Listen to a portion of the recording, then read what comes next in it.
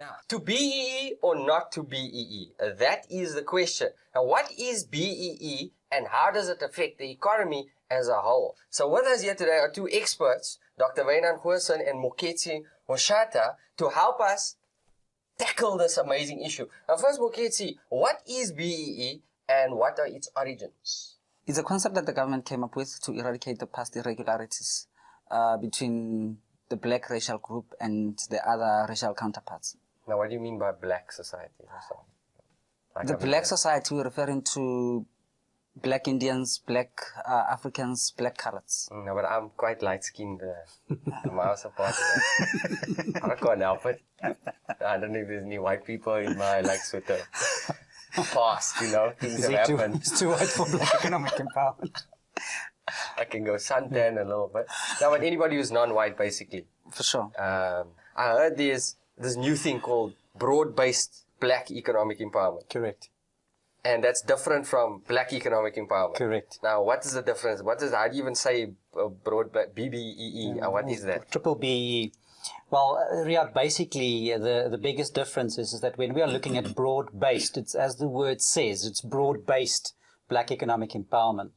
And if we start to look at what has happened in terms of the inequalities of the past, the whole legislation is geared towards uplifting previously disadvantaged individuals to participate in the economy on a same scale as everybody else. It's really to level the playing field, so to speak.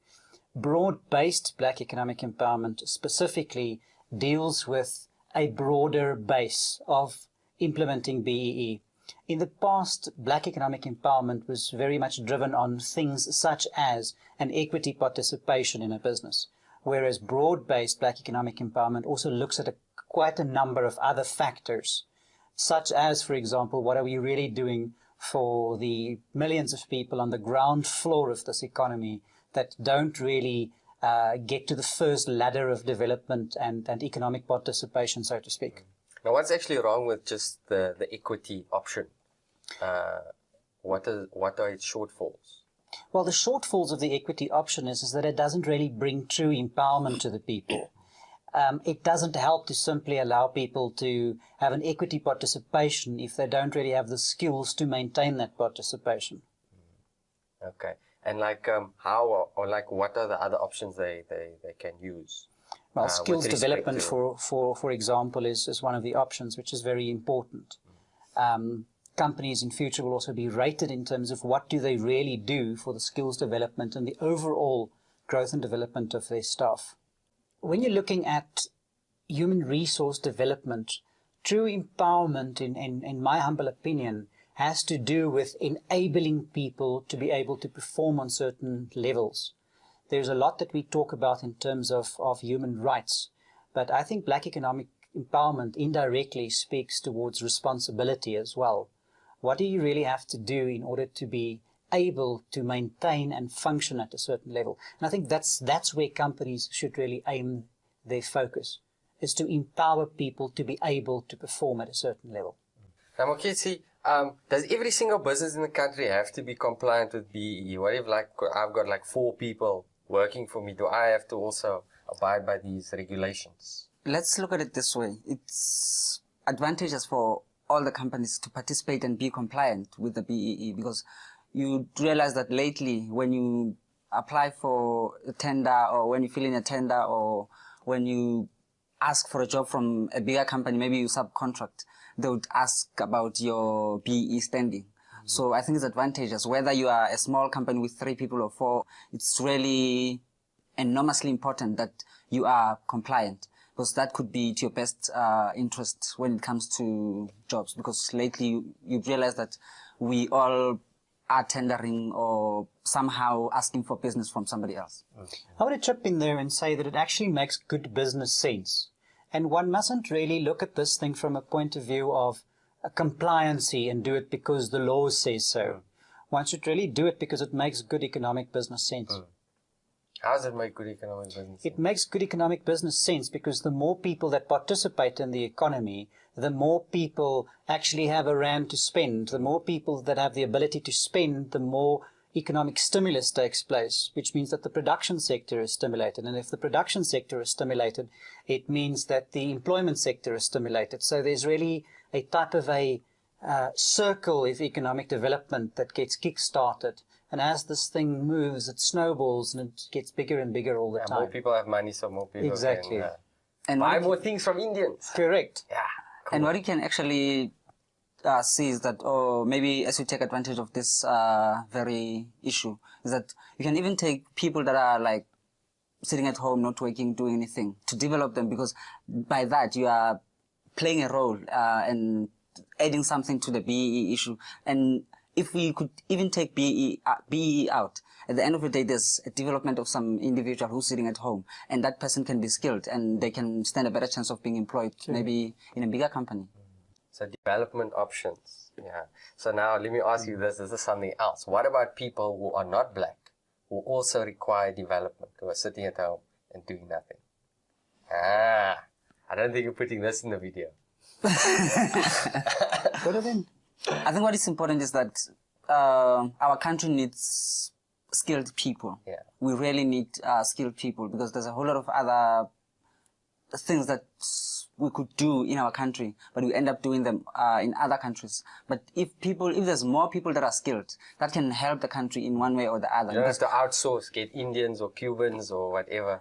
We don't really have to outsource, because our country would have enough capital. skilled people. Because at the end of the day, whoever is developed or upskilled, those people can, at the end of the day, go back and take others, which will ultimately be a cycle of having our own people develop. What if you skill the people and then go, we got skills. Let's go overseas. Look, that definitely does happen. And I don't think that one must have try and ignore and pretend that isn't the case. I think that we have a real serious problem of a brain drain in this country across the board, from all South Africans, black, white, Indians, etc.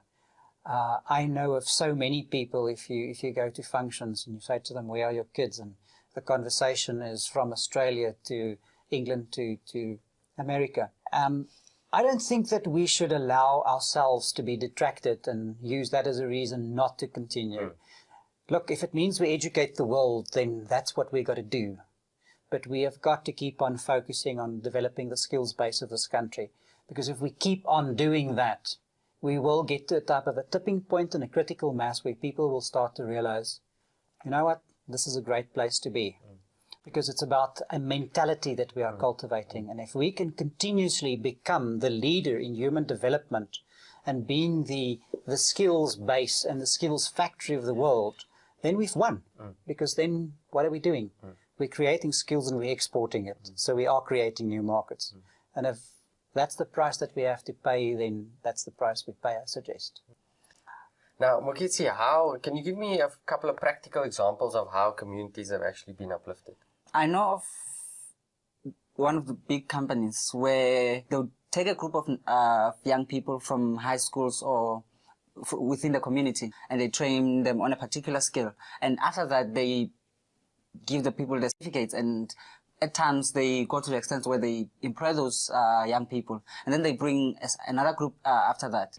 Eventually, some of the young people had to go to outskirts or neighboring towns or places where they could practicalize their skill. Now, Mokitsi, assume I'm a businessman. What are the practical things that I can do to implement this? Where do I start? This is where the scorecard comes in. Where do I get the scorecard? At Clicks. I pick and pay. Well, there's now agencies that participate in helping small and big organizations in terms of implementing the BEE and making sure that the organization understands they are standing where the scorecard is concerned. DTI website has that information as well. Okay, so I go on the DTI website. I got my... I think there's a search engine there or something that can allow you to search. Now the scorecard, what's on the scorecard? The scorecard will have things on it such as how do you outsource to small enterprises? What are you doing in terms of skills development per se in your organization? What are your human resources practices?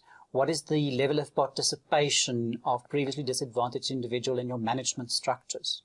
What is the level of participation in your equity structures? So it really is about looking at an overall investors in people type of strategy for your business and say, look, how do we really implement this business is about people before it becomes about money type of thinking? So, Wynand, how does this scorecard actually work? What is it? Is it a pass-fail thing? How's the mark allocation? How does that work? Yeah, there's not really a pass or fail, but if one looks at the allocation of the points, ultimately, if a company scores below 40%, it needs a bit of attention in terms of its economic empowerment. Its BE strategy really needs to wake up a bit. Above 65%, we start to look at rather good and satisfactory, and below 65% is average. And what if I don't meet these targets? I mean, am I going to get punished? You're not going to get punished, so to speak. There are no real penalties other than your participation in the marketplace might not be as good as what you would like it to be. Black Economic Empowerment Scorecard basically gives you a credential. It gives you credibility, and the lack thereof reduces your credibility, which means that it'll affect your ability to attract new business. Okay. It's like almost a degree or something. Well, it gives you a certain status, and it's the best way that I can think of to compare it is to say that maybe a company has an ISO 9000 certification. And if a company has an ISO 9000 certification, its clients are so much more comfortable in dealing with that organization because they know they're assured of a certain quality. Okay. The same will happen with your BEE status, especially when it gets to government tenders and the like. And what people need to understand is that BEE is about empowering people, making sure that the economic standards are taken to a higher level, in making sure that everyone who has to benefit from this vehicle is doing so, and in a very nice way. While the majority of large ICT companies are compliant with broad-based Black economic empowerment legislation, many small to medium-sized ITC businesses with a turnover of 35 million rands do not have the relevant scorecard and are losing business as a result. Joining us to explain broad-based Black economic empowerment legislation in South Africa's ICT sector is Keith Levenstein. He is the CEO of advisory firm Economy. Keith, thank you so much for joining us. Why is BEE good for business? There are two reasons why companies would want to embrace broad-based Black economic empowerment. One is, it is the right thing to do. We have a legacy in this country of inequality, and we need to do it. But the other reason why a company would want to get a B certificate is his customers want it. And the main reason why anybody should go along and get a B certificate, in particular measured by means of a good B level, is because it's going to help your customers. So when I do work for a customer, I want to give them a good product and a good service. But one other thing, and that is due to those 7 elements of BEE, one other thing that my customer wants is a good BE level, because my good BE level is going to translate to improving his own BE level. It can translate into a major discount or a major benefit in terms of money, because there is a cost to companies who can't become compliant. So the more we can help a company get a better B level, the better it is going to be for us as well. And we're more than likely to see more business coming our way if we had a good BE scorecard. It's not only, of course, ICT, it's every single industry. So if we were to then zoom in onto these 7 elements, for a small or medium-sized business, where can they tap in to enhance their competitive advantage? Where does one start? Assuming that it's not realistic to try and meet all 7 levels all at once. Of course, the starting point is we look at their turnover. If the company's turnover is really small and below 5 million rand, those companies are already compliant. They simply need to give proof that they are.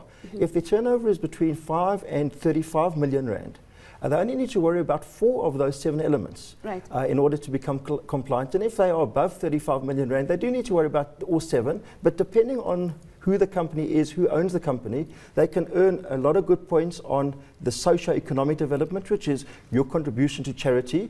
It could be enterprise development, which is a really nice task. I love helping other businesses. And that's what enterprise development is all about. Let's help other businesses.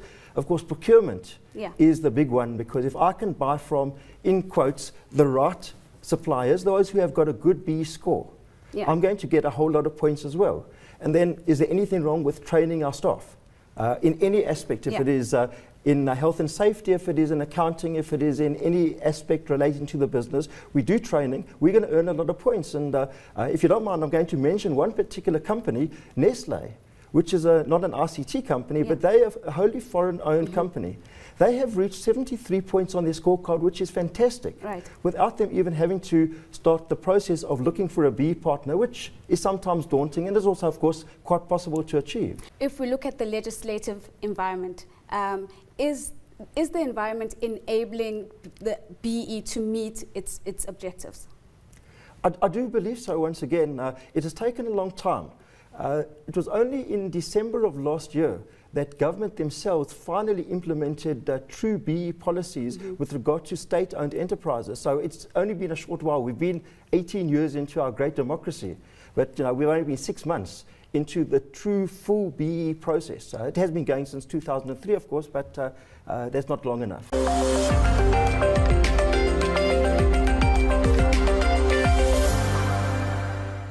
Good morning, ladies and gentlemen, and welcome to the launch of the inaugural Sanlam Gauge.